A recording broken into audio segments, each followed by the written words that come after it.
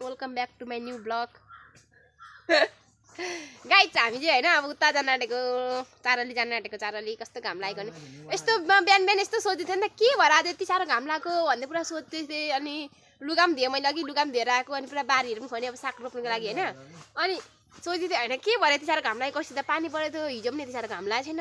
आज चाहिँ के भएर घाम लागेको भने पुरै म सोचमा परिरहेको थिएँ क्या। बिहानदेखि उठेदेखि सोचमा परिरहेको थिएँ 6 बजीदेखि नै घाम लागेको क्या। अनि यस्तो सोचेँ अनि अहिले पो यस्तो यहाँ यो लुगा धुँदो रहेछ क्या साइकलले सुजन बौलाले। अनि अहिले थाहा भयो क्या यो घाम लाग्नुको रहस्य यसले लुगा धुँदो रहेछ नि त। लुगा मात्रै होइन अब यो नुहाउनु पनि आँटेको त्यो यो कहिले नुहाउँदैन नि त 1 महिनामा पनि नुहाउँदैन कति 3-4 महिनामा नुहाउँछ क्या।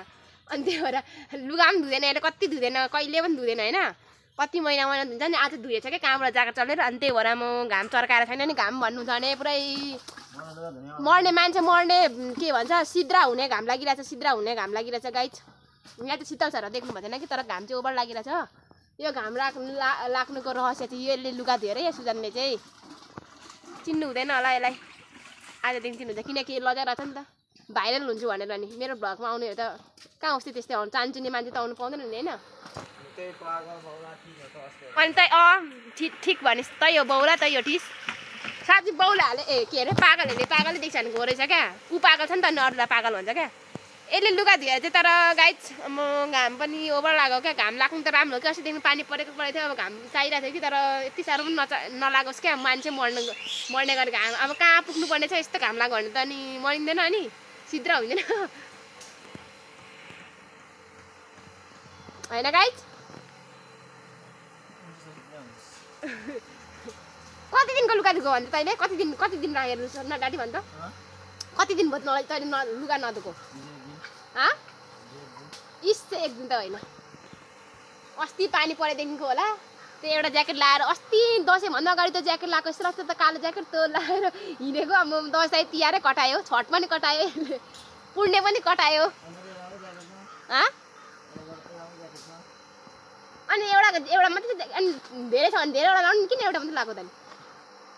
अब मान्छेले त त्यो एउटा मात्रै लगाइछ भने फेरि एउटा मात्रै रहेछ यसको ज्याकेट भनेर सोच्छ नि त।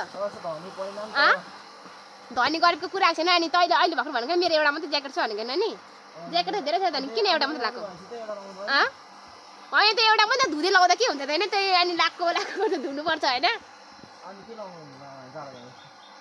ज्याकेट धुँदै लाउनु छैन त्यही लाएको गर्छ। आज नहुने हो त कहाँ नुहाउँछ यो यस्तो नुहाउँछ यो नुहायो भने त अहिले पानी परेको घाम लागेको पानी पो पर्छ।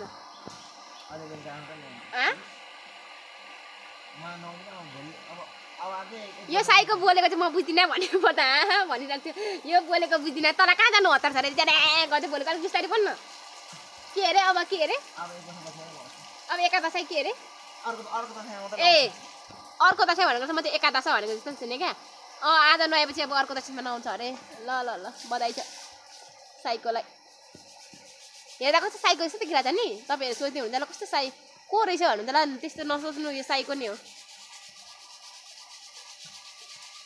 अब एकचोटि अर्को दशैँमा नआउँछ अरे अब के भन्नु छ गाइजलाई छैन।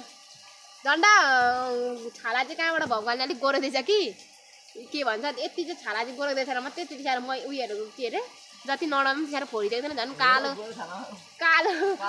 भएको भए चाहिँ सक्थ्यो नि झन् फोरी देखिन्छ नि त गोरो भए त जस्तो भए पनि त अलिक सफा देखिन्छ नि त कति नहुँदैन रहेछ तर अलिकति सफा देखिन्छ। तर तेरो तारिफ त्यो गर्ने तर कत्लाहरू देखिन्छ तेरो ढाडमा हेरे घाँटीतिर कत्लाहरू देखिन्छ तर हामी सफा त सबै देखिन्छ नि। यसो अनुहार त धुन्छस् नि त मुख त धुन्छस् भात खानुभन्दा अगाडि अनि घाँटीहरू त अब त्यो ज्याकेट त कहिले छोडिदिनुहोस् त त्यो किन नछोडेको नि त कत्ला छोप्नुको लागि छोडेको त नछोडेको तैँले त्यो ज्याकेट त्यही भएर ज्याकेट लगाइरहेको छिस् घाम लाग्दा पनि पानी पर्दा पनि होइन त। अब गोरो छाडा भएपछि फाइदा पनि छ बेफाइदा हरेक कुराको फाइदा र बेफाइदा हुन्छ भनेको यही हो क्या। अब फाइदा पनि छ बेफाइदा पनि छ क्या। अब के गर्नु गोरो छाडा भएर अनुहार हेर्दा झोलाको त राम्रो तर कत्ला देखिहाल्छ कति छिटो फोहोर भइहाल्छ। दिनु पऱ्यो भिडियो हेर साईको हालत पुरा लुगा धुँदैछ यो चाहिँ अस्ति सोध्दै थियो साईको के गर्दैछ भनेर यसको यस्तै हो काम छैन। यसले लुगा धुएर लामा घाम लागेर छैन नि केही छैन।